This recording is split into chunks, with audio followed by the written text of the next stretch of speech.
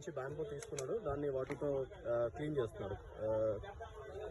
Clean చేసేసి ఈ marinate చేసిన చికెన్ దాంట్లో పెట్టేస్తారు.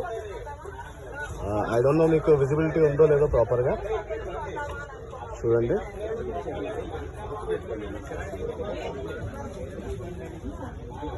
ఇది ఎంత చికెన్? కేజీనా half KG? KG chicken.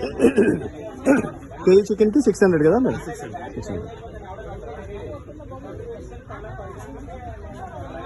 So ఇట్లా పెట్టేసి మీకు బాంబూ చికెన్ రెడీ చేస్తారండి, బొగ్గుల మీద కాలుస్తారు. ఎట్లుంది విష్ణు, బాగుందా?